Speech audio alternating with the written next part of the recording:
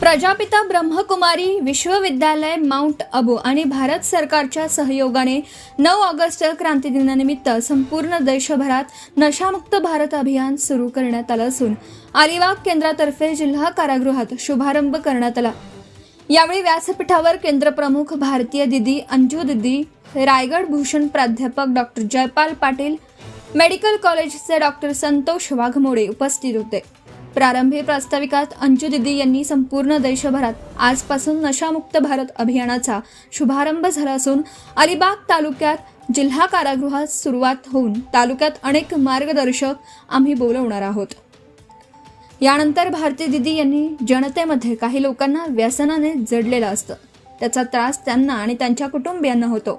यासाठी प्रजापिता ब्रह्मकुमारी आणि भारत सरकारने संपूर्ण देशभरात नशामुक्त भारत अभियानाचं आयोजन केलं आहे आणि हा कार्यक्रम गिनीज वर्ल्ड रेकॉर्डसाठी ठरणार आहे।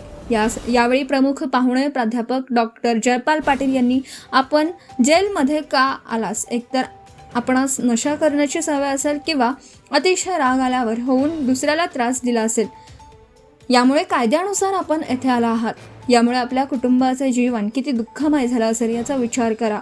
जीवनात चुका सर्वांकडून होत असतात, त्याचा निरसन जेलमधून घरी गेल्यावर कुटुंब आणि समाजसेवा करण्याचे ठरवा। रागावर नियंत्रण ठेवा, यासाठी प्रजापिता ब्रह्मकुमारी केंद्रात अवश्य भेट द्या। अशा आपल्या जीवनात आपत्त्या येत राहतात, त्याचा कधीही विचार करू नका। घराकडून कामावर जाताना अथवा शेतावर जाताना रस्त्यामध्ये अपघात झाला तर 108 रुग्णवाहिकेला त्वरित बोलवा आणि जखमींना सहकार्य करून समाजसेवा करा।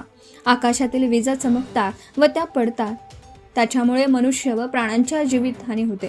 यासाठी केंद्र सरकारने दामिनी ॲपची निर्मिती केली आहे, ज्यामुळे आपल्यापासून किती अंतरावर वीज कोसळणार आहे याची माहिती होऊन आपण सुरक्षित राहाल व इतरांनाही सुरक्षित ठेवाल, कारण जीवन अनमोल आहे। शेवटी त्यांनी लाडू ही कविता सादर केली आणि कैदी बांधव आनंदित झाले।